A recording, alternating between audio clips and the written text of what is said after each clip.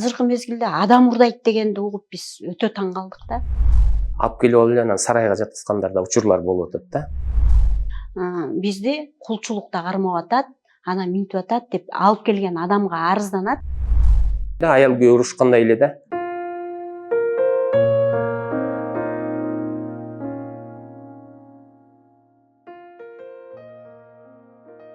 Заказчиктер деле кайрылып келип, буйрутмалар көбөйүп калган. Өзбекстанга кеткен заказчиктерибиз деле ошол окуядан кийин деле күттү. Баары бир баягы Кыргызстан бул производствого ыңгайлашкан жер экенбиз. Ошон үчүн бизди күтөт алар делечи. Күттү. Күткөндөн кийин эле жанагы ошол жумушта иштеп аткан жумушчулар эле легалдуу алып келгендерди урдап кетип атышпайбы? Эми азыр мурун биз укчубуз баягы мал урдайт, мындай жандык урдайт дегенди. Анан азыркы мезгилде адам урдайт дегенди угуп биз өтө таң калдык да. Себеби дегенде ушу жакшы чоң цехтерде иштеген иностранецтер бар жерди айланчыктап жүрүп эле отуруп урдап жүр, мен сага бул жерде канчадан аласың дейт. $350 же $400 алам десе, мен сага 500дөн беремин деп урдап кетишип эле алып кетип, мисалы үчүн тиги өзүнүн осозу менен, ипызы менен алдырып, канча деген акча коротуп алдырган адам күйүп калып атпайбы? Мына өткөндө эле бизде бир кыз $10.000 алдыртып, жакшынакай иштеп аткан, бир ай даже иштеген жок, ошол балдарчы урдап кетти. Мына азыр ал кыздын убактысы ошолорду издемей, ар жака арыз жазмай менен эле убактысы өтүп атат да.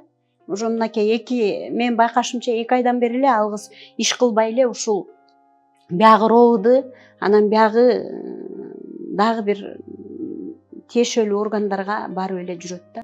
Укук коргоо органдары кайсыл жерден келдиң деп аларды жетелеп барса таап берет да алар. Туурабы? Биз өзүбүздүн мыйзамды сыйлашыбыз керек да. Биз өзүбүздүн мыйзамды сыйлабасак, башка чет жерден келген биздин мыйзамды сыйламак беле. Май айындагы окуялардын болушу деле бир астына кандай десем, орусча айтканда предпосылки болгондо, ошол болооруначы. Себеби дегенде иретсиз эле чет элдиктерди алып келе башташкан да. Бир фиктивный осолор ачылып, ошол жактын деле жарандары биздин мындай эле тиешеси жок ишка эмеге тигүү тармагына тиешеси жок деле жарандар осо ачып алып эле пачкалап эле алып келип, анан ошолорду биздин ишканаларга саткан учурлар абдан көп болду. Ошо май айындагыдан кийин чоң отурумдар болду. Ошол эле МВД, ГКМБ, Минэкономдо ошол жер чогуу жанагы миграционный службалардын баары менен чогулуштар болду да. Ошол жерден ошону кескин түрдө жок кылабыз деп анан изилдөөлөр болуп, азыр андай осолор азайды. Жок деле болуш керек менин оюмчачы. Себеби дегенде ошо былтыр көп ачылып кетиптир да, анан абдан көп адамдарды ошолор алып келиптир. Өздөрүнүн осоосун алып келет, осоосу тигүү тармагында бир эч катышы жок эле осолор алып келип эле, анан кийин тигүүчү деп сатып биздин ишканаларга. Закон андайга уруксат бербейт. Квота берилгенде ишканага берилет квота. Ошол ишканада иштеш керек да. Анан ошол жумушчуларга Кыргызстандын жарандарындай эле налог төлөнүш керек. Ошо алып келген ОСО, ИП алып келсе, толук налогун толук туура төлөш керек да. Башынан эле бар болчу, ошону төлөш керек болчу да. Анан мыйзамсыз келген жаранга кайда налог? Мыйзамсыз дегеним, анын визасы бар, рабочий визасы бар. Бирок ал рабочий визасы башка ОСОго берилген да. Анан келип алып туруп, Н деген ОСОго берилсе, А деген ОСОго иштегенде ага налог төлөнбөйт. Мыйзамды өздөрүнө алып келип алышып, анан налог төлөбөй койгон ишканалар да болду да. Анан налог төлөнбөгөндөн кийин аныкы өзүнө келген күндө деле алар мыйзамсыз болуп калат да. Ал кишиге налог төлөнбөсө чакырып алышып, 2 айлык негизде мындай болот да. Жарандар 2 айлык виза менен келет, анан 9 ай, анан кайра 1 жылга узартат да. 2 айлык визадан кийин узартпай койгон ишканалар да болду. Алардын жумушчулары сыртка чыгып кетип, анан кетип калгандар ошодон да көп болот. Бул жерде түшүнбөстүк бизден да болду, ишканалардан. Анткени бүт системаны толук түшүнбөй. Тиги ишканалар эптеп сатып иш үчүн алардын баарын түшүндүрбөй эле биздин ишканаларга баягы жумушчуларды сатып дегенде мындай услугасын алып берип коюп атышты да. Ошол себептүү көп жарандар көчөдө калып калды. Көп ошо чет элдик жарандар көчөдө калып бири-биринен көчүшүп, баягы эле эски кыргыздардын сыялары бири-бирине кетип аткан сыяктуу ошол адат пайда болду да. Бирок бул жерде ишкананын ээси ошо мисалы үчүн да законно өзүнө алып келген болсо, ага налог төлөп жүргөн болсо, ишкананын ээси мындай кыла алат да.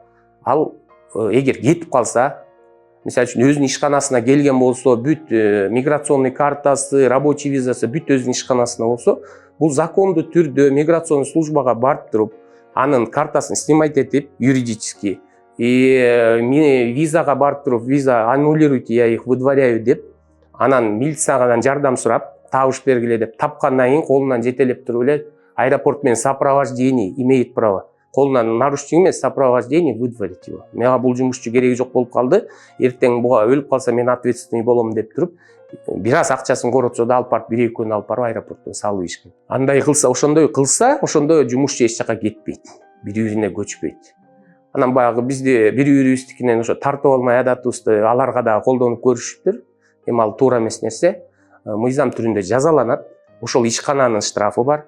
Тартып алган ишкана, потому что ал жерде ал незаконно иштейт. Ал 70 000 сомдон өйдө болот. Ишкананын өзүнө, жумушчуларга 5500 сомдон. Ишине баягы тополоңду көргөндөр кайра келген жок. Келгендери болгон деле жок. Биз сүрүштүрүп деле угуп атабыз. Ушул жерде калгандары деле толтурада. Алар деген баары кеткен жок.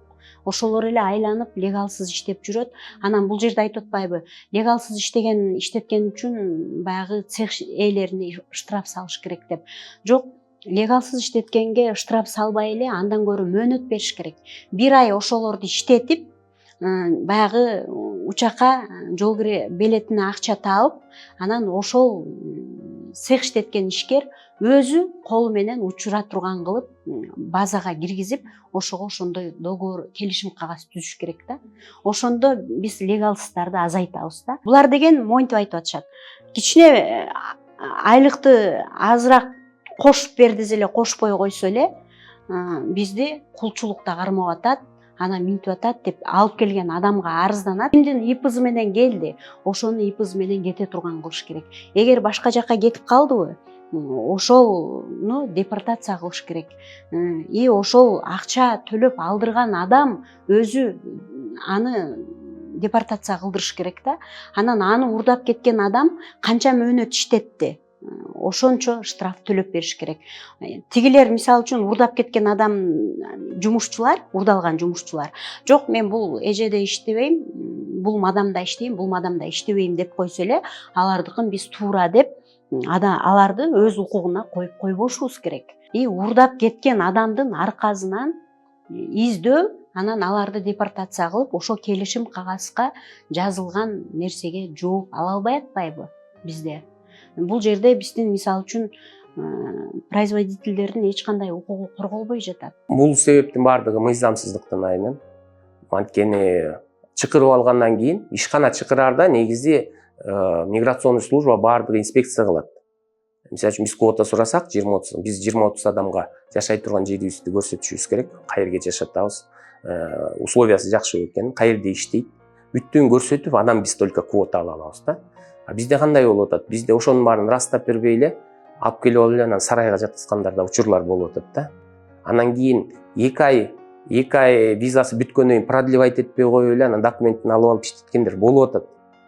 Анан бул жарандардын дагы эми баягы башка улутта эметпей эле коелу, арасында куйтуу мындай неадекватныйлар да бар да. Ошон үчүн тандап да алышыбыз керек да. Булар туруп эле ошо силер айткандай наговаривать этип деле калат да жөнүнө. Бир нерсени туура келбей калса мен ушинтип атат деп.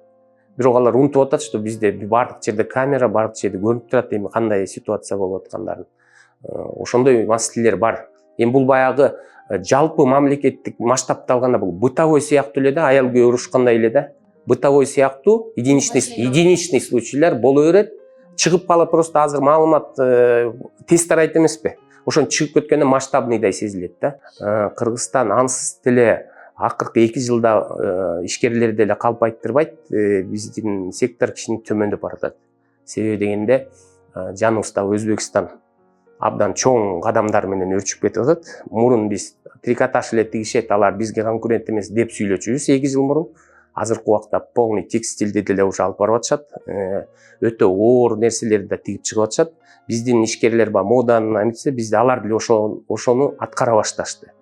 Анан основной экспорт кыла турган мамлекетибиз Россия болгондон эле Өзбекстан дагы Россияга ошол эле эмеде экспорт кыла алат. Анан жумушчу жок бизде. Кыргыздарда өзү жумушчу жетишпейт. Полный жеңил өнөр жайын тармагында эгер мынау жаздагы ошондой уруксат берип алып келе баштабаганда биздин азыр Кыргызстандагы иштеп аткан ишкананын көбү жабылмак, жумушчу жок. Биздин азыр жаштардын жумушчу болгондон мурунку жаштагылар уже иштеп бүтүштү. Баягы Союздан калган швеялардын баары уже 60-70ке чыгып бүттү. 2000-жылдагы башындагылар, опытныйлардын баардыгы азыр уже 60ка чыгып калды. А жаштар бул сферага иштегиси келбейт. Жаштар башка сфера, оңойраак сфера. Азыр эми бүт бул тенденция бүт дүйнө жүзүндө. Жаштар азыраак бир сөз менен көп акча тапкылары келет. Ой жүгүртүүлөрү башкача болуп калды. Ошол себептүү бул тармакта жумушчу жок. Ошол себептүү Кыргызстанда жумушчу күчү азайып, жеңил өнөр жайында жумушчу жетишпейт. Ошол себептен биз сурап, квота сурап, ошо Бангладеш, Пакистан, Шри-Ланкадан алалы деп, Индиядан алалы деп, анан сурангандан үчүн квота ачылган башында. Ошон жеңил өнөр жайын анан мына майда квотадан кийин азыр Индия, Пакистан, Бангладештикин жаап салды.